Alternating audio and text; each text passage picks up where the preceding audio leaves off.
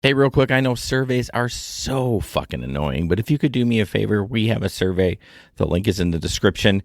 When you do the survey and put your email address in, you will be registered for a $25 gift card. We are just trying to get a pulse on what you think about the show and what you like or dislike and what kind of gig work you're doing. Not very many questions. Please fill it out. Larry and I would be forever grateful. Peace. 10, 9, 8, 7, 6, 5, 4, 3, 2, 1.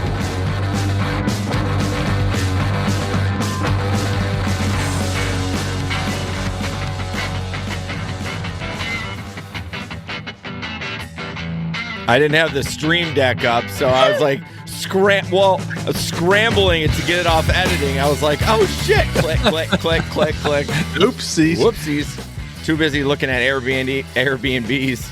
That's right. Vacation time. Hi guys, welcome to the Gig Economy Podcast. Wouldn't be the podcast without me forgetting something or some technical issues. This is episode 294, creeping on that 300. We are. Hope you all are having a great evening. How's it going, Larry?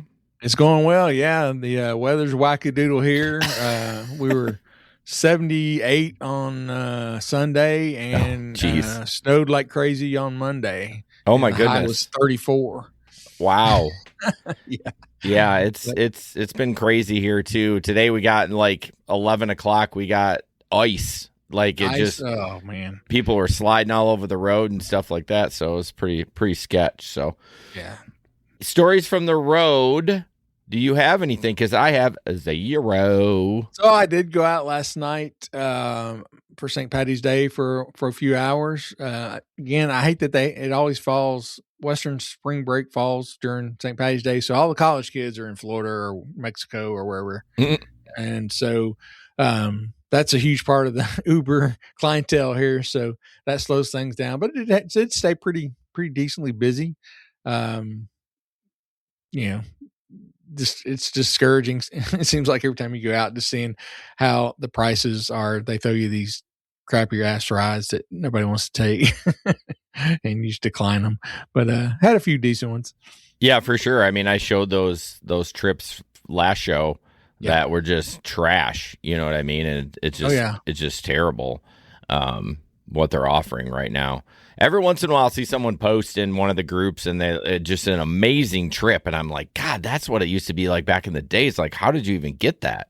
Yeah, we used to just roll with those all the time. Yeah, that was common. Well, maybe not like all day, but like you'd get at least one a nice night. You know what I mean? Where you'd get yeah. Like we were out there on the prowl, and because you knew you were gonna, if you waited long enough and were strategic about it, you'd get good rides. And now, I mean, you can decline all night or whatever you want to do. And yeah, it's very, very few and far between rides that are good nowadays.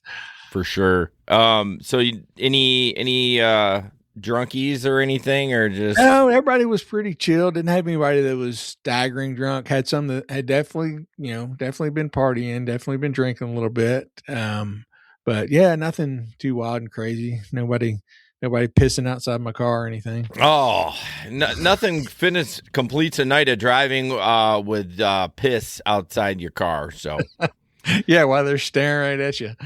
Yeah.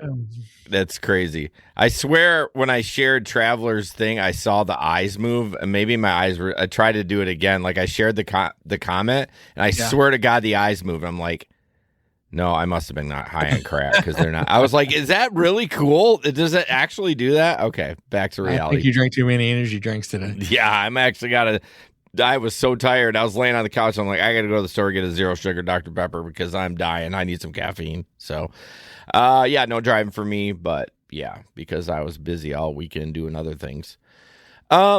Busy. All right, stories from the road. Get right after it. Uber just moving and shaking. They are trying out a more upscale clientele with Uber Elite. Now, I thought Uber Black was the highest, but apparently it's like an upgraded version of Uber Black. Yeah. Ridebook through Uber Elite will be operated by a professional chauffeur driving a new model luxury vehicle less than 3 years old. An Elite-only meet and greet feature allows riders to prearrange to be picked up in the airport terminal after they arrive from a flight with a chauffeur. Why am I having such trouble saying? Chauffeur dutifully awaiting at the magic. Fuck you and your words. God. Uber says all Elite riders include chargers, bottled water, mints, and premium hand wipes. If those perks are deemed too basic by the customer, they can also request sparkling water or champagne in the app ahead of their ride. And Uber says it'll work with its partners to accommodate them where feasible. Once an Uber Elite trip is booked, the rider can also take advantage of round-the-clock phone support. So just like anything, you can book up to 1 hour in advance or 90 days ahead, launching in LA and San Fran and New York to follow.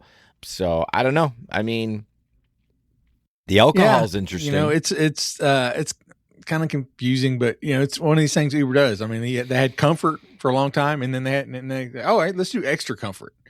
Yep. You know? And now they have, you know, we've had Uber Black for years. And now it's just a tier above that, I guess. I don't know how you can offer champagne like, you know, that's what I'm saying. That's not gonna fly with the local popo. And I'm curious what new model luxury vehicle means. I mean, what's luxury? You know, like we need what makes that list. Yeah, we need a list for sure. Bubba Sue's Jason can't read tonight. Just tonight? Are you kidding me? No. Tonight's different than any other night. Right. Yeah, welcome to the show. I can't read. I mean, I'd be interested it'd be fun to try, but God, I bet that would be expensive. Okay, is that what we're doing in Gatlinburg? We're going to get an Uber from the airport, all the way from the airport. Oh, yeah. Right? I don't think Gatlinburg has Uber Elite. Well, maybe Knoxville does, so, you know. There you go. Yeah, it could be, I guess. That'd be a pretty penny from Knoxville. Yeah, no thanks. No thanks. Yeah. So, yeah, that'll be interesting to see what happens with that. I don't know. Is it really something that we need? I guess. Maybe in the bigger cities. You know what I mean? I mean, there's people who will do it. Yeah, they might add, what was that one that had, like, was it Wolf, where they had like security, like they had people, the armed people. Yeah, I mean, and I'm guessing they're still around. Yeah, you might as well pair that with the Uber Elite. Like, let's just step it up one more notch. Have like a rocket launcher mounted on the hood, you know, bulletproof machine glass gun out the back. So, all right, Larry, you're not gonna like the take I take on the next story. You're gonna think I'm a jerk, but that wouldn't be different from any other day. So, all right. So this is a video. Do I have a video? Oh, I do have a video. I'm sorry. Yeah. We'll play the video real quick, and then I'll add some additional information there.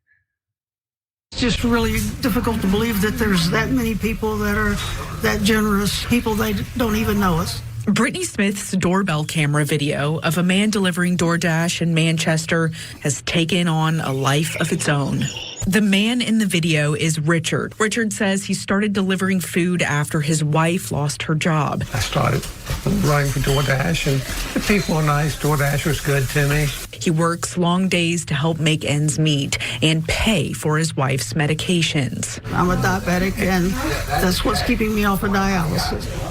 Brittany started a GoFundMe when she learned about Richard and Brenda's story, and donations started pouring in. I have not spoke to him since yesterday at 3 o'clock. So she met them at Jiffy Burger in Manchester in person to show him everyone trying to help. How are you guys today?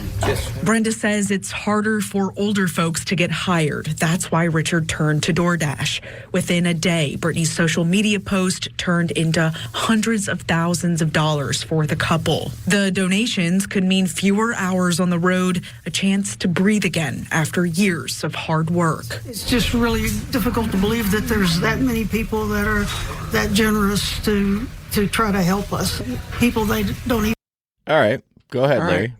Yeah, so on there it said it raised hundreds of thousands of dollars. So I checked an updated story on it as of yesterday. The GoFundMe was up to $940,000. We're at 958. I just checked it. Okay, 958. And then DoorDash's CEO kicked in $20,000, which is not included in that as well. Yeah. So Yeah. It's heck, if somebody's going to raise $1 million, man, when I'm 75, I'll go do a few DoorDashes. Well, this is what GoFundMe is funny to me, because you'll have like, you're dying of cancer and you don't have money to pay for that, and you'll get $1,000, but some kid returns a wallet for some lady and they pay for that kid's college and his kid's college with the amount of money. It's so random. It is. I agree 100% with you. I've noticed that same trend. You're watching stories, you're like, oh, this family, their house burned down, and they'll raise $5,000, $10,000, and get somebody in another story, and it'll raise $1 million or whatever, 500,000, and it's very random. You don't, it would be nice to know why certain things seem to catch people's eye and prompt them to donate when other things don't, that seem more important, I guess. I wonder if it's just the tragedy, like we see it all the time, so we're kind of desensitized. Like I am, I'll be honest. You see a house burn down, and I'm like, oh, that sucks, and then you just go, you know what I mean? You just, unless it touches you like personally, you're really just going to go on for another day. But I mean, I guess seeing this old guy struggle, because guess what? We all have grandparents and we don't want them to struggle. But the take that I want to say is like, what this guy do his whole life? Where's his fucking money? You know what I mean? Like, and this is going to sound so harsh and it's going to sound so mean, but like, why is it because he didn't save enough when he was younger, and so they're living just on Social Security? I mean, did he raise 20 kids and he just couldn't save enough? Like all that stuff. And maybe that's the wrong take to do, but I do like that it went viral. Like, this is one that I'm fine going viral on it. Yeah. But to have $1 million, I'm just like, it's blown away. And it doesn't say how much, what he did for a living, of course, anything like that. But it did say that when his wife got sick, they had doctor's expenses and the very costly medication that she was taking. Doesn't say what it is, but said they went through their life savings paying for that stuff. Well, I'm sure, and that could be part of it, because the healthcare is not great. But yeah, I'm glad that he's able to do that. This kind of reminds me of, this is a little off topic, but you ever like see funerals of people that like are pieces of shit, and they're like, oh, he was great. No, fuck you. Tell him. No, you will never hear me go to a funeral. Well, I won't be there anyways. Yeah. But it's just always, I don't know. I don't know why I brought that up, because it seems random, but it just kind of feels like this, like, sure, we don't know his story, because what if he beat his kids or something? Yeah, I mean, who knows? I know. That's not the point, but yeah. But I know what you mean though, because there's been people I've gone to. I didn't go to the funeral. I think I went to the visitation of a guy that I grew up with, and he was just a punk ass kid, man. Yeah, a bully and full of crap. Supposedly, but people were talking nice about him. I was like, "Is this the same guy?" That I knew? But supposedly, from everybody that I talked to, like in the last 3 to 5 years of his life or something, he found Jesus and turned his life around. It was super. And I was like, man, I would have, and my big thing is, I was like, man, I really would have liked to have met him in that period. Yeah. Just to see, because we were neighbors growing up, man, and he was a shit. And I really would have liked to have seen that change and been able to experience that. Cause there were people who were like, man, I'm going just so I can piss on his casket, Yep. So just wrapping this up, this always makes me, one last comment on this is, make sure you guys do good stuff, and like if something happens, go do it, because you never know who's going to videotape it, and then all of a sudden they're like, oh, he's a lowly bus driver, he doesn't make enough money, like let's do a GoFundMe and you could be rich too. Hey, if I get to be 75 and I'm hurting for some money, I might go do some of this and pay some marketer to try to get it to go viral. Yes, for sure. It's an investment. And it also brings up the good point. This is what DoorDash is for, though. Look at this guy. He said, I no one's going to hire me. Right. And he gonna make more money DoorDashing than working at the greeter at the grocery store. You know what I mean? They're gonna pay him $15 an hour. He can go out there. I mean, he moves a little slow, but like he's getting it done. So Yep, he's getting it done. Yeah, it's funny. One of the things that said here in the story said that he said that the girl who set it up, was talking about him and talking to the paper. She said, "I don't think he slept in 2 days because he can't stop watching the GoFundMe." Oh, the old man? Yeah. Oh, can you imagine? I'd be I'd have that on my phone. And props to the old guy for using a phone. Like, I mean, that he should get the $1 million just for that. A 78-year-old or whatever the hell old he is, he's using a smartphone, using an app. But yeah, I would be refreshing that bitch, just like, dude. I'd be making plans. I'd be like, oh my goodness, we're terrible. Yeah. So, hey, I just want to say a shout out to Jeff, who's in the chat tonight. Said he's 2 years removed from rideshare and delivery, but still enjoying our show. Thank you, Jeff. That means a lot. Appreciate Shout it. out to you, Jeff. Do you want to start a GoFundMe for us? We would greatly appreciate it. Oh my gosh. Okay.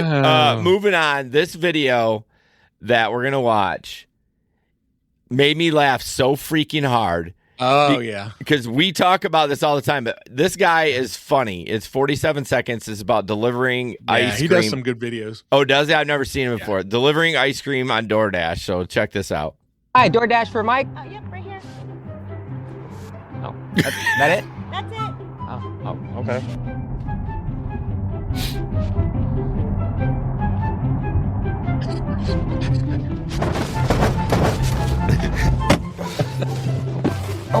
Oh, hold on.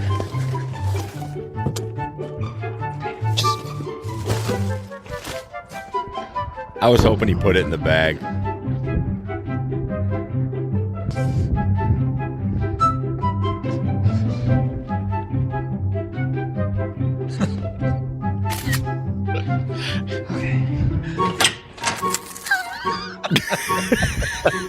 Oh. I love that, man. And it's so funny because it resonates with us because we've been there. I know. I mean, I've delivered milkshakes, and you're like, well, what do you? It's the middle of June. It's 98 degrees out, and you're ordering a milkshake. Yeah, and also when you're delivering it, you got two other ones that you got to deliver, so it's not going to be right away. Exactly. Yeah, you're third on the list. You're gonna get this milkshake in 30 minutes, and yeah. Can you imagine if they did give you like his face when they gave him the cone and he's like what the fuck am I going to do with this? Yeah. I don't even know if I wouldn't take it. I wouldn't either. I'm like, absolutely not. Yeah, that's not happening. Even if they said, sir, you're going to get deactivated from the platform. Don't care. Sorry.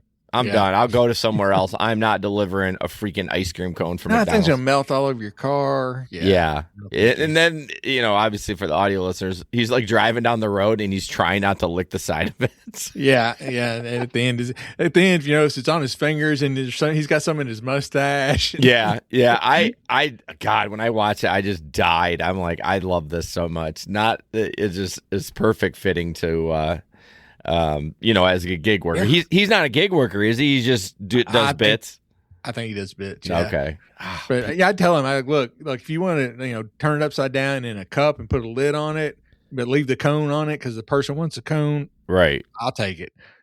But just an ice cream cone. I'm not holding an ice cream cone. That's Honestly, I think restaurants now are a little bit more professional. Have kind of gotten the gist of things. Yeah. But I bet that happened. I bet that happened to somebody at some point. I'm sure it has many times. Early on in the delivery business where everything was new and we didn't have to, be clean about it. But, all right. Larry, gig workers per hour. And I think that was from Goodwise again. I don't know if this is an updated from one. I know we talked about it at some point. Well, that was a while ago. Yeah. And this one, I had to get a different story because the other one was from one of those stupid paywall, didn't get to it. So I found kind of the same story. So this is just talking about what apps are paying the most and the least and how prices are going up for the customers. but not so much for the gig workers. So Gridwise, again, they do tons of research. They've got lots of great data if you ever need any about the gig economy. But they looked at just the different hourly rates for different apps, and one called TaskRabbit offers the highest hourly pay at $38. So TaskRabbit, I think you can do lots of different things to TaskRabbit. Mhm. So it might be, somebody may hire you to put together their IKEA furniture, and different things like that, or do different handiwork, handyman jobs around the house. All sorts of different things that are offered through TaskRabbit. And then the DoorDash is down on the lower end at $11, and Walmart sits kind of in the middle there at $26. So over last year in 2025, customers paid almost 10% more for gig work services than in 2024. But the hourly pay for workers rose less than half of that. So Damn. companies increased their cut by more than 33%. So customers are paying more, the companies are making more, and the gig workers are getting the shaft. Of course. Is what this story said. So said they analyzed over $11 billion in driver earnings to get this data, over more than 1 billion gig tasks. So yeah, that's a lot of gig work out there. Yeah, I think the TaskRabbit one is skewed because I think you set your own prices for that. The Gig Economy Podcast will be back after a quick break. All right, real quick. If you drive or deliver, you already know the apps are basically the bosses now. DoorDash, Uber Eats, rules change overnight, pay disappears, and somehow it's always our fault. That's why we started the Gig Economy Podcast.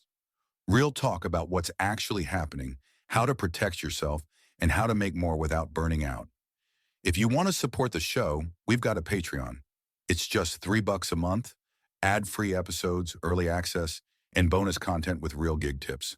Higher tiers get merch, live Q&As, and even coaching. Because let's be honest, the apps aren't helping you. If you're tired of playing their game, come hang with us. Patreon.com/thegigacon podcast.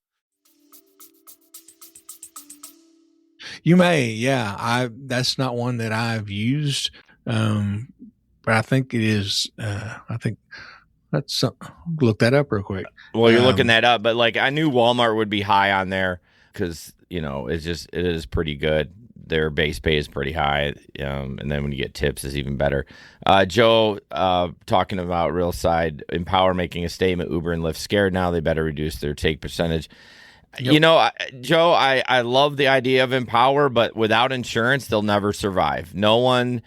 I mean, if you have your own insurance, then it's a no-brainer, right? But I want them to survive, but I wouldn't touch that with a 10-foot pole without any insurance. Like I'm sorry, I wouldn't. And most gig workers can't afford commercial insurance, and they rely on Uber, and I'm not shitting on people that can't afford it because I can't afford it either. You know what I mean? It wouldn't work for me. So yeah, TaskRabbit, you can set your own rates. TaskRabbit will provide a suggested rate. Yeah, but it's totally up to you. Well, that's why I think it's skewed so much because if you're going around putting furniture together at $100 an hour and people are paying it, well, of course that number is going to be really high. Yeah, for sure. Not to shit on it. It's a great idea. Excuse me, but yeah, I don't know. And then you said Walmart was second, right, with 26 or something. It was kind of in the middle, yeah. And then among the food delivery apps, it says Grubhub was $18.67 an hour, which was higher than DoorDash, Uber Eats, Instacart, GoPuff, or one called Favor. Which that does make sense because Grubhub, when I started doing it, it was always the best out of everything. Wasn't DoorDash $11 an hour on that list too that I see? I think so, yeah. I mean, that can't be real, right? I mean, they're pulling the data. Yeah, I mean, it's a lot of data. Yeah, I mean, $11 an hour on DoorDash. That's disgusting. Sure, yeah, that's ridiculous. And but part of it too, it says it's hard for them to compare these apps because different apps will consider hourly rate, different things for hourly rates. Some of them only consider what utilized hours. So like when Uber, tells you their hourly rate, it's going to be the time that you're actually driving, Correct. not what you're actually making an hour. So it's kind of hard to compare apples to apples on these kind of studies.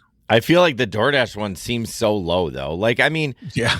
I mean, I guess if you're doing an 8-hour shift and you're just taking everything, maybe it would be, but if you're cherry picking, although I cherry pick and I couldn't put a whole day together on DoorDash. I mean, I have to multi-app with Uber Eats if I'm going to stick just to food delivery. Yeah. Another interesting statistic in here said rideshare drivers got 10.1% of their pay from tips, while food delivery workers collected 49.8% of their money from tips. And again, why you tip somebody bringing your cheeseburger? Well, again, it's a bid for service, but you don't tip somebody that drives you A to B in shitty weather and no one died. Yeah. I don't get that. Joe's talking about he does Uber Black and private black car service. So obviously he has insurance. So Empower is great for him, right? I'm not going to read that whole thing, but if you're, I think it's great. Don't get me wrong. I ain't hating on Empower or any of that. It's not for the common folk that just wants to do it part-time. I mean, you're obviously doing it full-time and probably making decent money on that. So, that's where I'm at on that. So just know that I think it's a great thing, but it just wouldn't work for me because I'm not paying $1,000 a month or whatever it is in fucking Michigan for that kind of insurance. So, yep. All right, moving on. Oh God. So this just brought up a good point. We were talking about the women only driver thing. And then here is this. It says this is why the woman driver option exists. This is Donald that says, "Hey, I got your sexy ass again. LOL. Ha ha ha. Sorry, my bad. Traffic's bad right now, but I'll be there soon." So he's obviously reaching out to some chick, and this is the exact reason. This is the shit that you got to deal with, and not just as a driver. Guys, as if it was a woman driver, and dealing with men passengers, that's kind of the same thing too, but. And he's driving a Silverado. Yeah. What a great time to have that though. Like, just when it gets announced and they're like, yeah, look at this. This is what I got. So yeah, stop being a creep. Don't be a douchebag. Please. Waymos, here we go again, are a huge drain on public resources. I'm interested to see what this says about it. Cause what isn't a public drain on resources? Yeah, so we talk every week about Waymos and all the autonomous cars that are coming on the market. Uber is doing their Robotaxi. You got numerous companies trying to get a piece of the autonomous vehicle pie. But this article talks about how much of a strain it's become on some of the cities that, like San Francisco, where autonomous vehicles are very common out there. But it said they're starting to really drain city resources because what happens is when these cars stall or they get, we played videos where they get stuck and they can't move. They're, sometimes it'll be a couple Waymos will not, not be able to move because they're kind of near each other and they're just kind of get into a loop there. So stalled cars, it says in taxi in June of 2024, when they phased out the safety monitors, so they don't have anybody actually in the car. The city's municipal transportation agency had to create a new category for emergency and transit dispatchers known as driverless car incidents. So it said since then, call times from TMC to Waymo to resolve these issues average about 20 minutes per call. It says Robotaxis impose burdens on other road users that are not there with human car drivers. So again, they get stuck. Yeah. A few months ago, there was a blackout and took out traffic lights, and Waymo taxis says they were just stuck everywhere. They didn't know how to operate. So there were nearly 1,600 separate stoppage incidents during that time. So the situation ended up, the mayor of San Francisco reported that they made 31 different calls to the company that operates Waymo. During that blackout? Yes. Jeez. Said while we cannot document this in detail, so a large majority of this time was spent on hold. So one staff member remained on the Waymo first responder hotline for 53 minutes, most of that time on hold. The first responder hotline. So that Yes. basically saying this is an emergency. This is Waymo has a special hotline just for emergency responders to call to deal for things like this. A stop car is causing a problem with first responders. So it says, after texting and calling the Waymo CEO with the location of all known Waymo stalled cars, the mayor finally received a response from the company in the form of a thumbs up reaction. Is that great? Or Oh what? my gosh. That's like when someone does a thumbs up, it's like a low key just being a snarky asshole. Yeah. So, Waymo spokesperson said that, due to all this, they're establishing even closer communication with San Francisco emergency officials and developing additional capabilities to facilitate smoother interactions between our operations and transit workers. So now it says, the public isn't only, being used as the crash test dummy, but they're also paying for it. Yeah, no kidding. They're the guinea pigs to try out these cars, but they're also having to underwrite it because their tax dollars are spent on all this time that, they're having to deal with these stalled cars instead of Waymo dealing with them. The city has to deal with them. Do you think they ever talked about that? Like when they went to the city council meetings and stuff like that? Like, I don't know if I would even think about that because, they're talking about the technology, how great it is. Did anyone say, well, what happens if it stalls? What do we do? And maybe they said, well, we got a hotline for first responders and we'll get you taken care of right away. Yeah, 53 minutes later. No, I get it. During a blackout, everything's offline. So their phones are probably ringing off the hook. I'm not trying to defend them by any means, but I'm just saying giving somebody a little grace. But if you have a hotline, that you have to have people that can answer it quickly, just no matter what the point of it is an emergency. Yeah. I need to try to find an in-depth, something in-depth article or something that covered that blackout and read it more, because remember we talked about it one night. We still haven't figured out what caused such a problem, because when there's, if you're on a road with no stoplights, the cars have no problem. Yeah. So, I mean, if it was blacked out, are they just... Well, the world it's probably an internet blackout. Could have been. Yeah, because they're done without the internet. That's the thing. Like we all want to go to these driverless cars, and then someone drops it, and I know it's never happened on U.S. soil. But so when I say this, it doesn't mean it couldn't. An EMP, or they're able to hack the system, and all of a sudden the city just goes to. I mean, it can happen. It can happen. Maybe it's not happened in my lifetime. I've only been on this earth for 50 years, and the tech's only been around for like 5 or 10, so I mean it could happen, but without internet those cars are useless. Yeah, definitely. So 1,300, man, can you imagine that? That's crazy. Yeah. Anything else on that? No, that's just like I said, it's one of those things that the public's really paying in a couple of ways. Yeah, what else is fucking new? All right, exactly. Waymo in the news. The perfect place to put that. Got a video to show you. I'll just play it, and then we'll chat about it.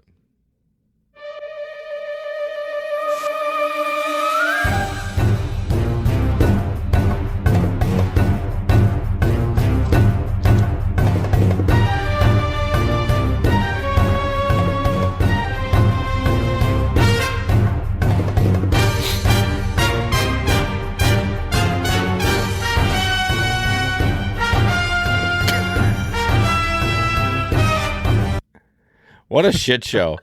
Yeah. So for the audio listeners, it's two Waymos. One is waiting at the light, but what you see is the light is out.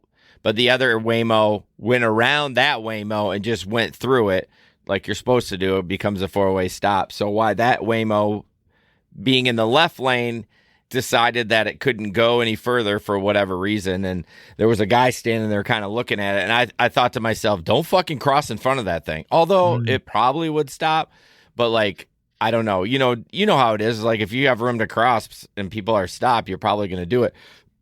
But I wouldn't have crossed over that thing. I would have just like gone behind it or something like that.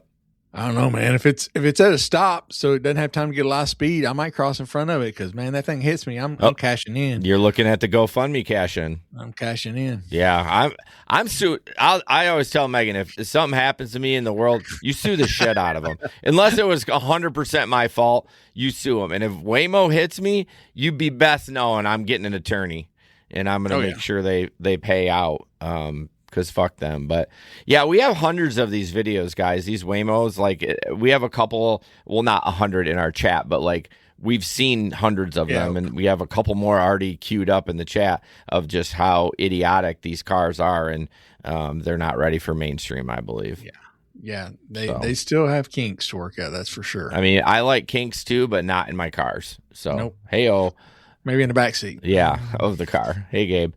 All right, so that was Waymo. Okay, so the Amazon is introducing 1 hour delivery and 3 hour delivery, and honestly, I think it's in my area for the 3 hour, just due to the fact, and maybe even the 1 hour, because I've seen them post 1 hour routes, and maybe that's not the same thing that this article is talking about.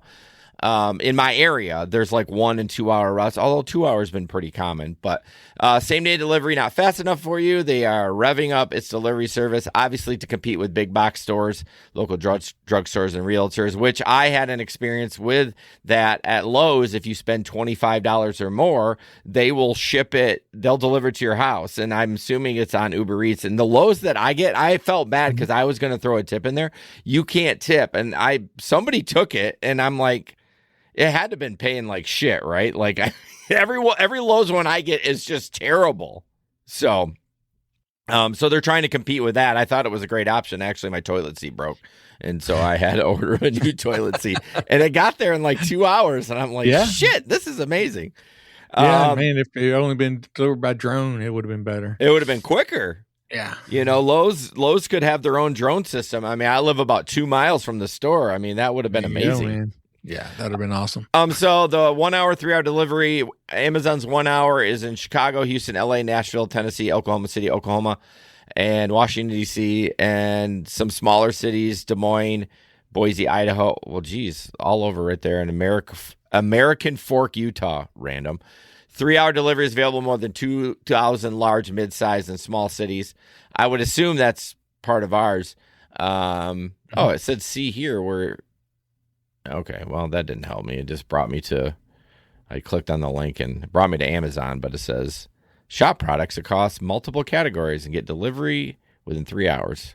That didn't tell me the areas. So it does cost, though, for the 1 hour delivery. If you're a Prime member, it's $10. Well, the 3 hours, $4.99, and non-Prime, $20, and the 3 hours, $15.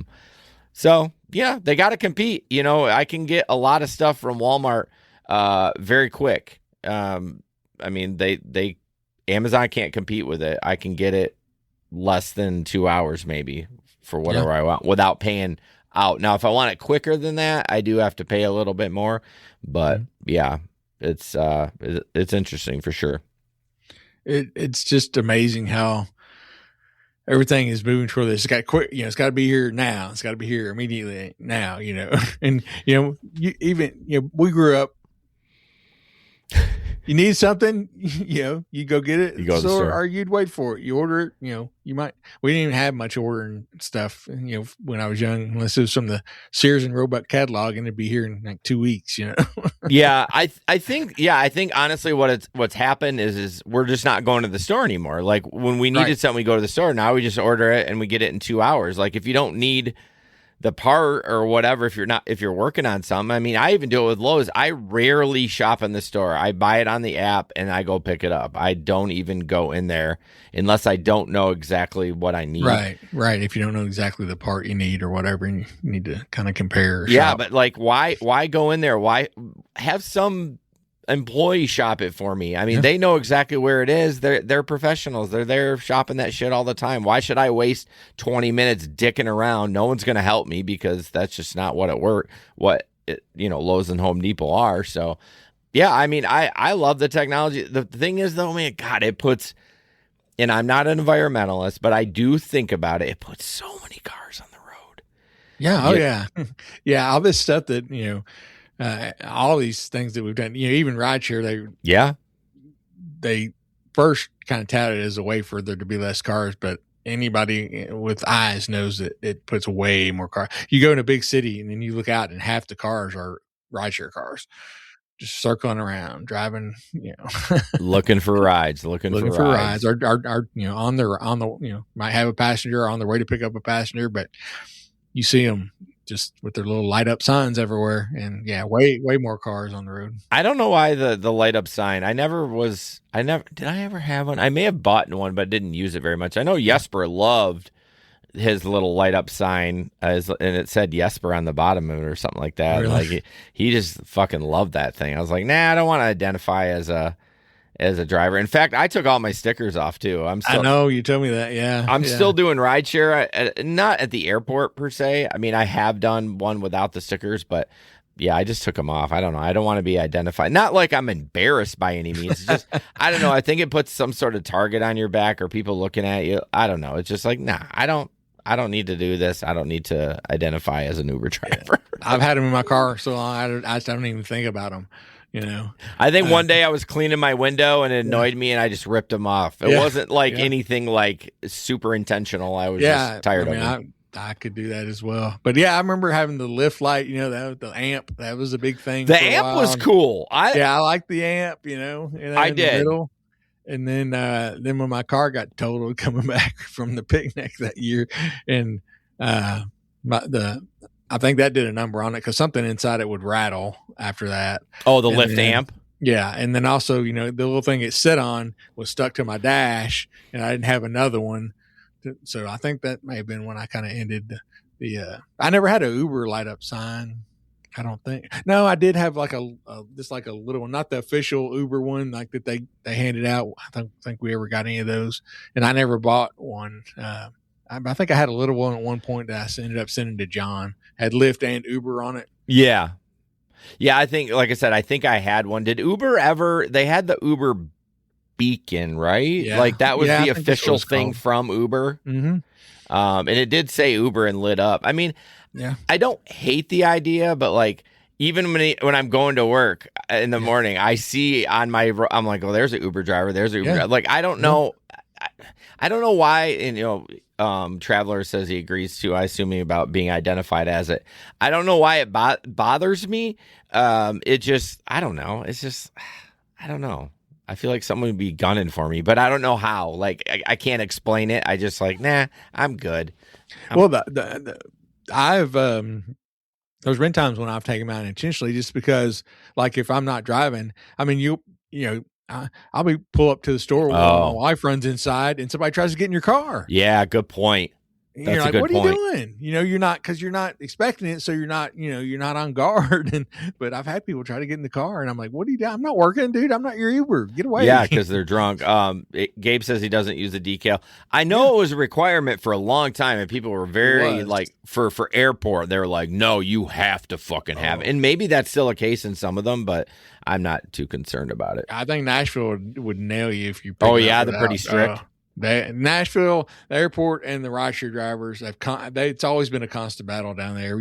I mean, they have that group down there that's always trying to get me to come down to the meeting so I can vote to not let myself drive in their state. Yeah. That's so funny. I did reach out to them, and then they're the worst. I did too. Well, no, I got them to finally communicate. I got them to communicate on Instagram, and then I think I emailed them because I said, hey, can I have your email address? It's just easier for me to connect via email. And I think I emailed them, and I never heard anything back. I'm like, if you're trying to build, like, I'm giving you a platform. Well, it's not the biggest platform. Fuck, I'm giving you. It's concentrated on rideshare. Yeah.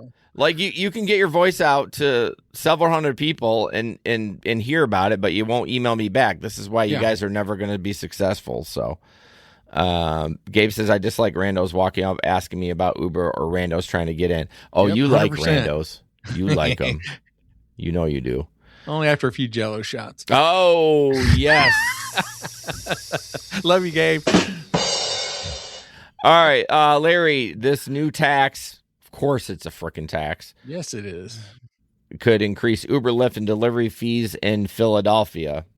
Yeah, so in Philly, they are talking about putting on a tax. It would add a 20-cent fee to every Uber and Lyft trip that starts in the city, and also looking at imposing a 25-cent fee on any or most of the retail delivery orders from platforms like Amazon and GoPuff.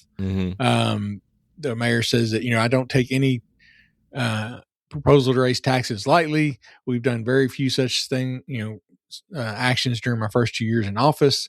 And these proposed taxes will be paid by companies doing business in Philadelphia.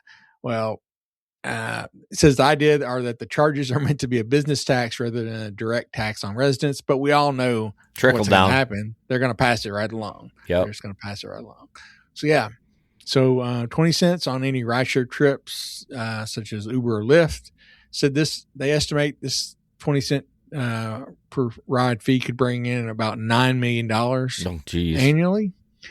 It says while $9 million may seem pretty substantial, it's actually a small slice of the city's overall budget. It said it would, they think it would only add a few dollars per month to frequent rideshare riders' bills. They figured out, if a commuter takes 5 ride shares a week, extra 20 cents per trip would add up to approximately $52 a year. So, yeah, but some people, some of the residents arguing that the revenue from these fees combined with delivery tax, isn't enough money to make any really big transit changes, which is what they're talking about. Use it to fund the transit system. But, it's one of those things. Again, it's going to get passed. It's going to get passed on to the customers, and not through the companies aren't going to pay it. Well, just like the one we talked, I think last week, LA they had the new rideshare or the new people mover, and it was going to be $12 if you wanted to get picked up in this spot compared to using that, and that's going to get trickled down to the customer. I mean, no one's paying that but the customer. So, yeah, but some of the people who are for this tax argue that rideshare and delivery services, place unique strains on city roads and public services, which is true. Which is very true. So they say, these small per transaction fees can be a way to have companies kind of share that part of that cost. Yeah, so they're going to vote on it. It says June 30th. I think they're going to debate it until then. Well, it's going to pass. I mean, it always does, right? You would think so, yeah. And it said if it does pass, it would likely take effect in 2027. Okay, well, so yeah, not until next year. Good luck in Philadelphia, brotherly love. This was a service dog named Alfred, and no picture of it, so it doesn't really mean anything. Cute dog, but there was a settlement reached in a Minnesota issue. Of course, someone denied it. The gist of it is like, hey, you got to take, service dogs, and you have to do what they said and blah, blah, blah. So the terms require Lyft so this is the terms in the lawsuit they settled. The terms require Lyft to train its drivers on the rights of passengers with disabilities and warn them that they could be deactivated and lose their ability to drive for Lyft if they violate the law. Drivers can't cancel or refuse a ride because a passenger has a service animal or a wheelchair. The state will monitor Lyft's compliance for 3 years, she added, and she will get $63,000 from the settlement. So this is where it gets interesting. We expect all riders in Minnesota, in fact, across the United States, will benefit from these changes. Lyft downplayed the significance of the settlement, saying that it didn't agree to any policy changes because of the relief the state sought was already in place. Lyft also disputed the company violated the law, saying alleged violations were by an independent driver. But again, this is what we're talking about. They're starting to have to pay out these companies because the driver doesn't have shit. Yeah, you know what I mean. Like if you're going to get money and get some change, you gotta go after the company. And I'm you can deny all you want that you don't agree with it, and it's the driver's fault. I mean, but the reality of the fact is you're the one that hired them, and so. I just like that it's finally starting to come down on the companies, like the sexual lawsuits and stuff like that. It doesn't fall. I mean, obviously, criminally, it would fall under the independent contractor, but like liability wise, it needs to fall back on the company. So, yeah, it's such a weird situation They say we're an independent contractor. When it benefits them. When it benefits them, and we should be able to accept or deny anything. We're like, no, they have a service animal or disability or wheelchair or something like that. You cannot not take that ride, right? But yeah, I mean, that just doesn't make sense. No, what's interesting about this one compared to like the safety part of it is like, what else can they do? We always talked about like they could do other things for safety, the cameras and yada yada, or be more aggressive on the background checks. But like for this, it really is. I'm agreeing with Lyft a little bit. It's a little bit the independent contractor, because what else is Lyft supposed to do? Yeah, they can't force any of the drivers to not cancel a ride. Yeah, and unless you have a live stream to every Lyft car in the country, you're not going to be able to monitor if they do that. Yeah. So that would be the only next step to prevent this from happening. And then you still couldn't prevent it because they still could deny it. I mean, you'd be able to deactivate them right on the spot. Yeah. But yeah, I don't know. I don't know what else. Again, I don't feel bad for Lyft, but I don't know what else they can do. They already have it in place. You get the notifications.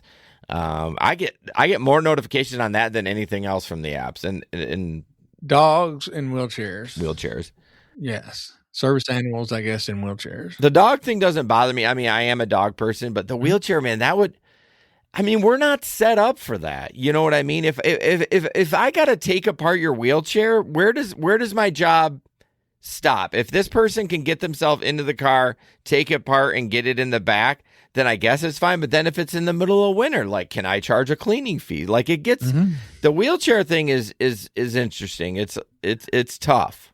Yeah, and I did have a repeat passenger. I probably took him, I don't know, probably 8-10 times.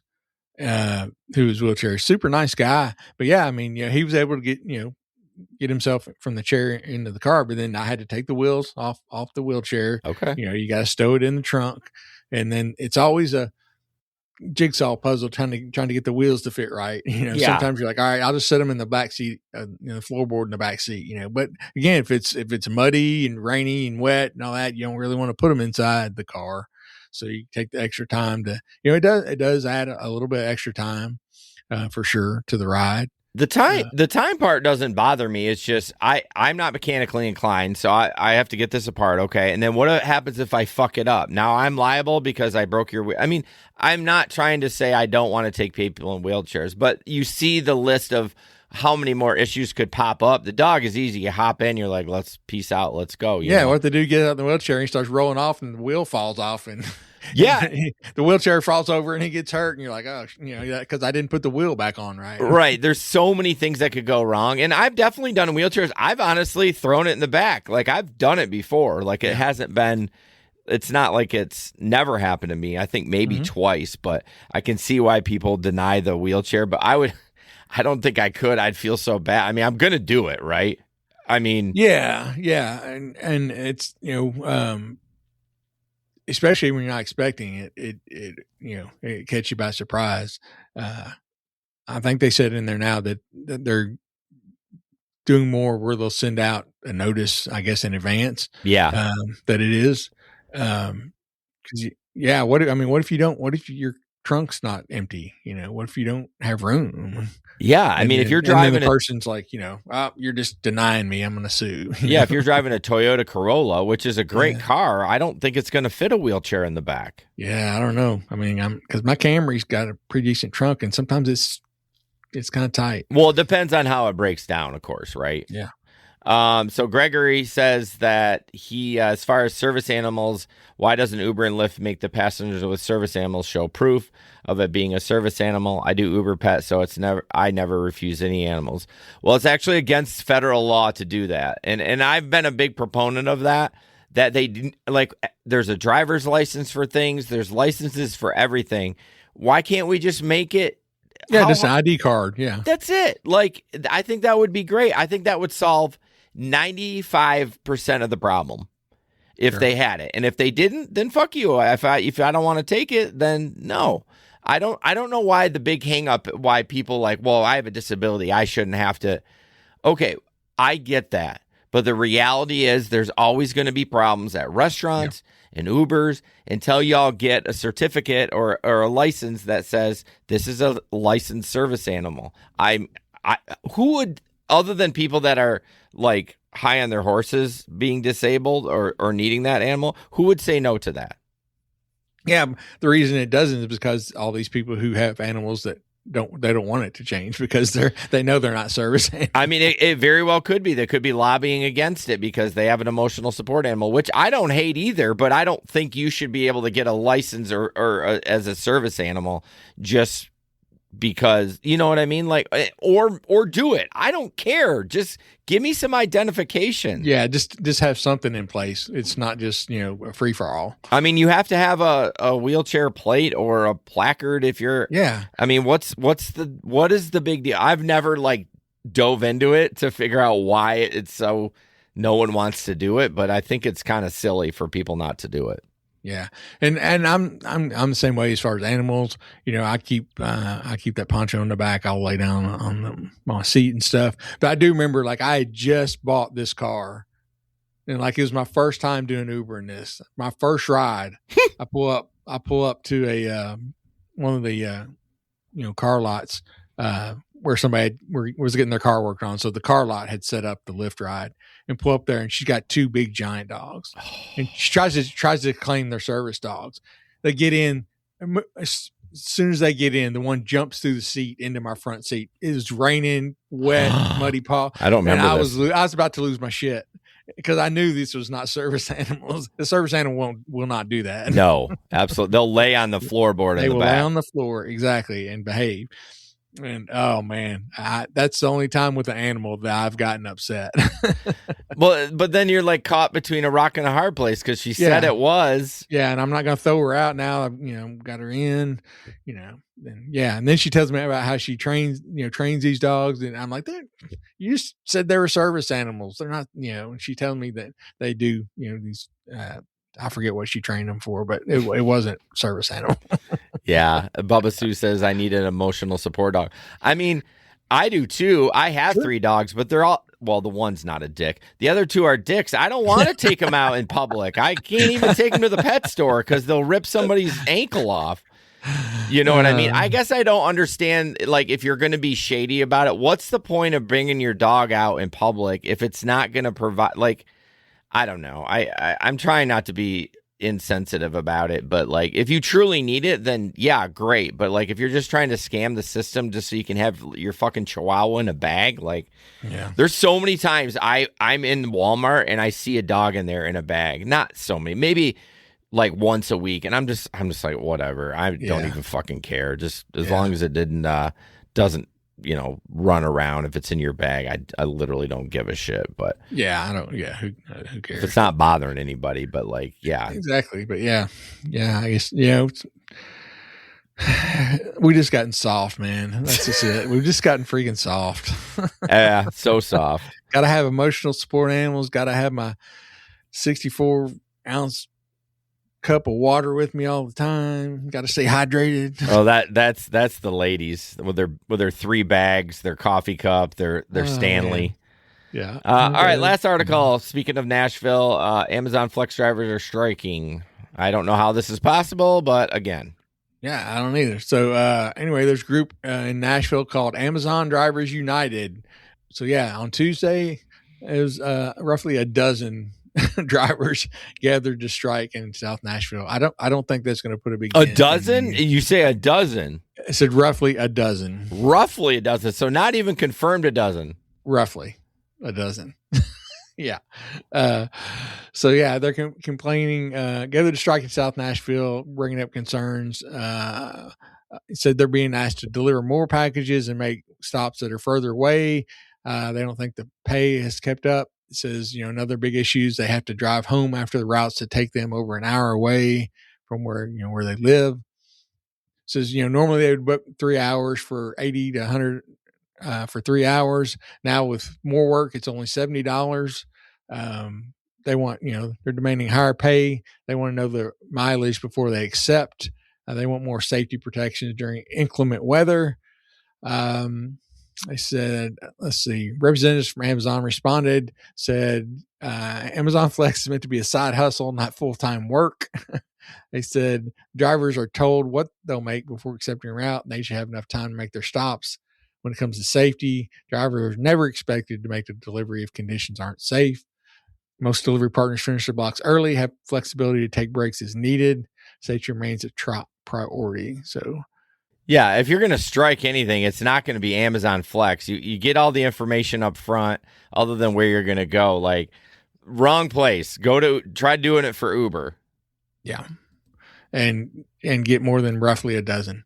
Roughly a dozen people. For the Nashville. Yeah. I don't understand why people do this. Like, again, I'm pro union. If you need to do it, I'm all for it. But like, for independent contract work, we're not employees. Like, it's just not going to work.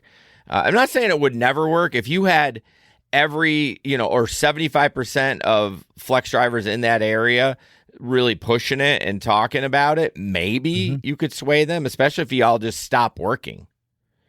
I mean, they had 12. There's probably 15 in Nashville?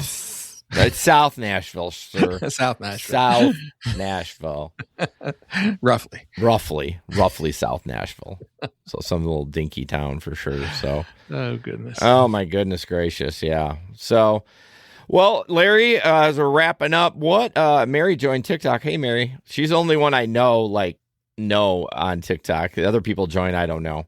Oh, Jason joined. Oh, wait, that's me. You doing any gig work this weekend?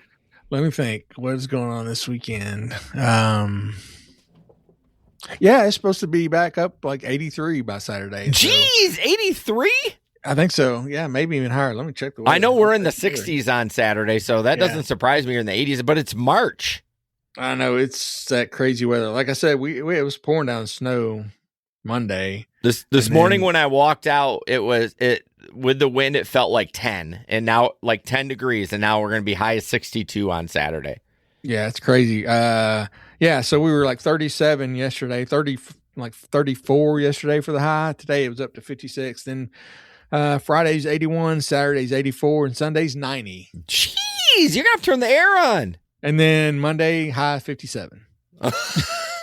You know what the worst part of that is the headaches that I get when those it won't be fluctuates. It just when the pressure goes up and down so rapidly like that. It's terrible. It'll mess you up, man. It will. So this weekend, I don't think I'll be doing any work Saturday. I'm actually getting new tires put on my car. We'll take my winters off and getting my, but I had to buy new ones for my regulars, getting that put on. Then Meg and I are going out Saturday night. And then, so I'll probably do Sunday again. I had a good Sunday night last 2 weeks ago. So good deal. Well, I'll probably get out Saturday, I would think. Okay. Sounds good. Well, we got the Patreon in 6 minutes. Go to patreon.com/the Gig Econ Podcast. If you want to join, you can join us live. It's always riveting with us too. We sometimes take deep dives and shit that doesn't have anything to do with gig work. You will be on the edge of your seat. Yeah, always. You should be the entire time.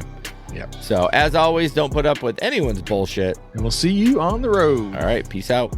Yeah. Thanks everybody for being in the chat tonight.